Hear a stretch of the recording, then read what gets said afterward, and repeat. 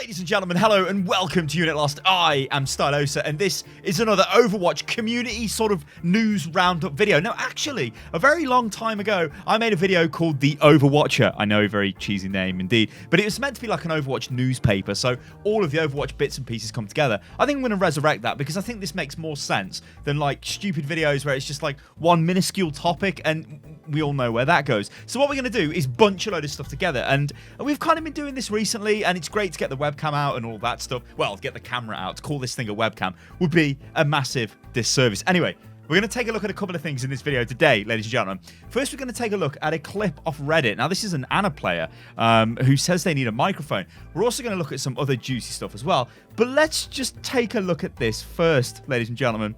Check this out. All right, so welcome to my desktop. I'm going to play this, and we're just going to talk through it. So you can see this is like a super popular post. There's 15,000 plus upvotes on this. It's crazy. So what we see is Anna. Now, Anna is in the back, puts the Zarya to sleep. I have no idea. In fact, let's just go back. I have no idea why a Zarya would be there. This is like, what is going on? I literally have no idea. Anyway, we go on. So Zarya's put to sleep, bit of teabagging. Yeah, it's funny. Type in group chat, by the way, or party chat, whatever it's called. The green one is not the one where you're talking to your whole team unless your whole team is in a group, which it looks like they are actually, given the fact everyone's green. Anyway, put somebody to sleep again. Well, not somebody, the Zarya, and then spends ages typing and I mean, and just sort of walks around a bit and then puts her to sleep again. And then he's getting really angry in the chat.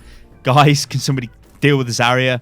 And we've seen enough, basically, ladies and gentlemen, so we're just going to pause it. You can see how long this clip is. It's 1 minute and 10 seconds, right? Now, if you go through the comments, you get the usual Reddit comments. Just like, wow, I was expecting Zarya to grab the whole team. Oh, it's awesome. Oh, wow, she deserved it. She gave up a total of DPS and blah, blah, blah, blah, blah, blah, blah, blah, blah. But then you get down to the real, right? I don't know why that's highlighted. Why is that highlighted? Anyway, we get down to the real, ladies and gentlemen, where people start going and saying things like this. Actually, this is not a bad idea. Could Anna get a quality of life change? So we can see when she's asleep. But like as these comments point out here, it's not really visible during a massively hectic fight. I mean, maybe you could just make a shout louder. I don't know. Anyway, this is where it starts to get interesting. Bro, why do you just look at her after you sleep her? You should sleep her, immediately turn around and help your team while rotating away from her. Eventually, she's just going to shoot someone else and get your team's attention.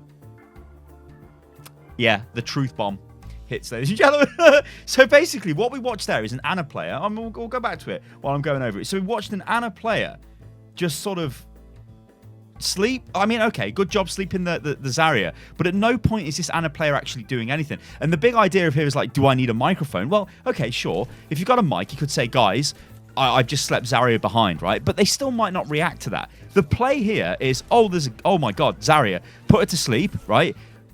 What we don't do then is teabag, which is what this person does, a bit of cheeky teabag, and then stands there doing nothing. We should actually have just slept her, gone straight back into the fight, and started pumping healing into our team. Now, no healing is actually done here, I don't think. So fires a few shots, throws the grenade at the solo Zarya, which is like a massive waste, because this Zarya is not really going to kill you because it's got no charge. And then like looks around at the team, still not healing the team, puts it back to sleep.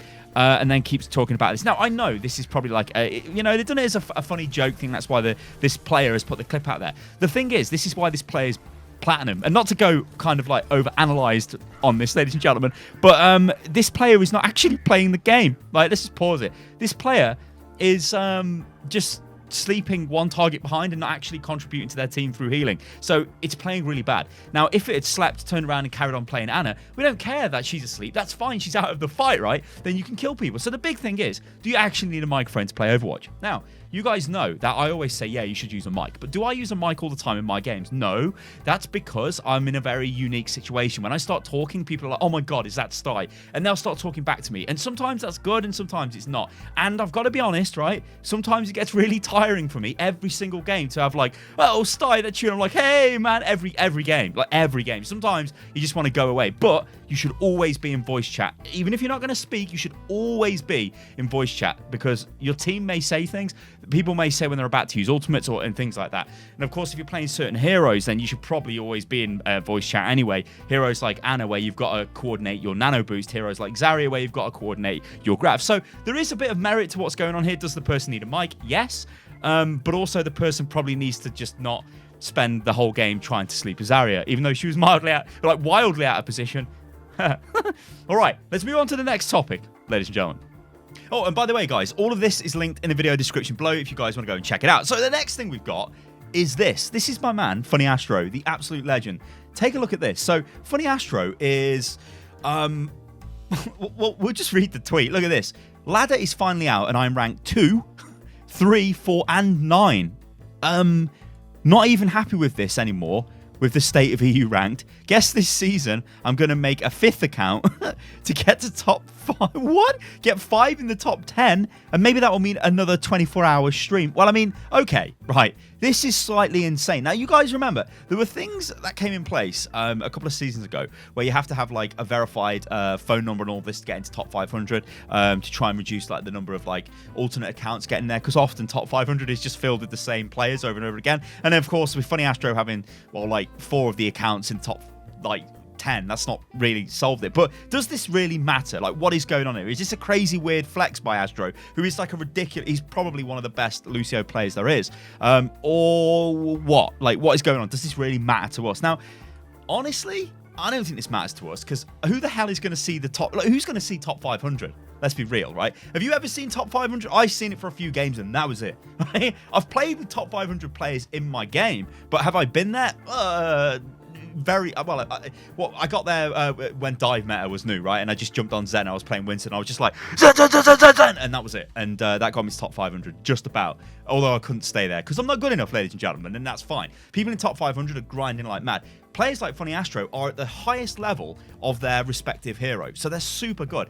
Now, Astro normally plays with fusions, maybe, or maybe in a triple stack. Like, he's not just queuing on his own and just blasting games up. He probably does play some games on his own, yeah, but he's often playing with very good other players, like a very good DPS or a very good tank, which is fine. You know, you can play Overwatch like that. It's totally fine.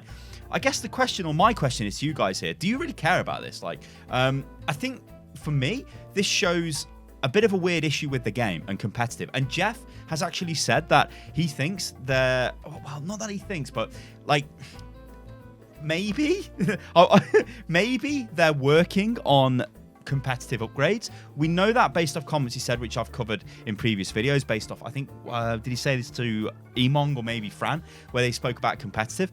So I can't just say that, yeah, they're working on that, because honestly, I don't know. We only know what Jeff said in that interview. But there is no reason to play competitive, is there, in Overwatch? Like, okay, rank doesn't matter, right? But if you're Diamond, you want to get to Master. But if you're Master, you want to get to GM. But if you GM, you want to get to top 500. But if you're top 500, then what? You want to get multiple accounts into the top 10? You want to get rank 1, which I believe Astro has been quite a few times before. It's like, they're very arbitrary things. Like, you don't actually get much of a reward. So I hope we get a bit of an overhaul, which gives us more reason to play competitive. I'm not saying, like, you know, going up a division is a big thing. You know, if you're in Master, then suddenly you can play the whole season in GM. That's a big jump, right? And you obviously get the competitive points rewards, which then you can buy the golden weapons. But you don't really get anything beyond that, do you, right? Top 500 gets the spray. Yeah, they get the avatar or the player icon. Yeah, it's fine. But we need something else, don't we? So I'm hoping that, you know, good stuff comes out in the next few months, maybe. But hey, who knows, right? We'll have to wait and see, ladies and gentlemen. But let me know what you think about this in the comments below. And finally, ladies and gentlemen, there was an actual real Torbjorn turret built in South Korea. Now, I am really disappointed with this, because not the turret. I think the turret's amazing. But this was at the event I was at in Seoul, and I never seen this turret. I don't know how I missed it. Like, I was there for the whole event, and I seen all of the crazy cosplay. Like, I remember the training dummy cosplay was amazing, but I never seen this actual, like, manufactured Torbjorn turret. Look at this. This is crazy. Oh my god. I mean, just look at this. This is mental. Like, this is absolutely crazy. Like, the guy, look at him. He's from Kongdol E Productions. I'm going to butcher all the names of the stuff. I'm very sorry. So it's a very fancy video. It's part of the Overwatch Heroes series, I think, where they like highlight extraordinary members of the community, and I think they had some of the voice actors on before. So you can see, I mean, this looks crazy. There's an amazing 3D printer. Like, I had a 3D printer once, just this little thing, and it was terrible. I could print out like things that didn't even look like what they're supposed to be. It was abysmal. Not an industrial scale madness device, which is what this thing is. I mean, look at it. What is this? Oh, that's the firing mechanism, because of course it can fire, ladies and gentlemen. You know, I mean, it wouldn't just. It's not just a pointless turret. Come on, what the hell? This is. I mean, I'm not going to show you guys the whole video, but let's skip through to where they show the turret. But you should go and check this out, ladies and gentlemen. It's crazy. Look at the thing. What is that? Look at it. It's a Torb turret. Here we go. Look at it. It works. It's remote control. It's not as good as actual Torb's turret, I've got to say. But how cool is that? I think there's a shot in a second as well, in a few seconds. Yeah, this was the event I was at. How did I not see this? Like, what the hell?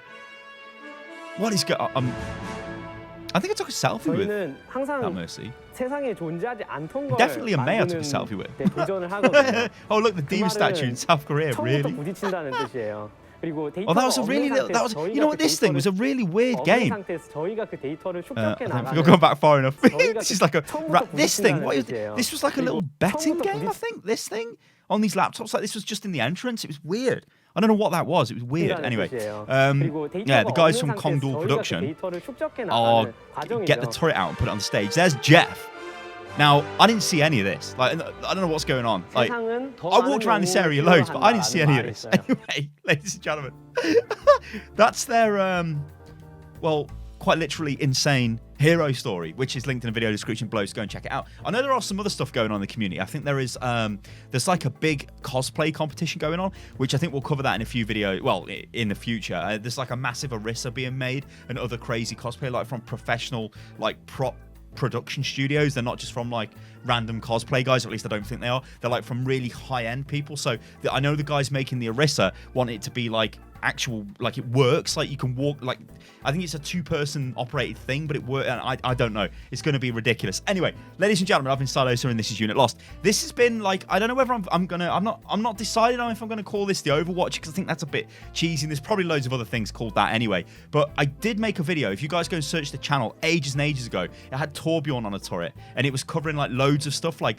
literally all the Overwatch news we could find, and we put it all together, and it was like a discussion thing but on all of the news. And it was, I don't think it was in this format because I probably didn't have all of this fancy gear I've got now, but maybe we do this again. Do you guys think Overwatch is a good idea? I don't know. I guess I'll put a poll on the video. Vote. It'll probably be up there somewhere. Yeah or no? Should we call this the Overwatcher? I don't know. Let me know. All right, guys. I've been Stylosa. This is Unit Lost. If you enjoyed the video, then like the video. Remember, you can follow me on Twitter, which is @UnitLostGaming, and do follow me on Instagram, which is @Stylosa, because there is an amazing video clip of me on a tree swing. I'll catch you on the next one. Toodaloo. I'm not going to do the trace. Oh, whatever.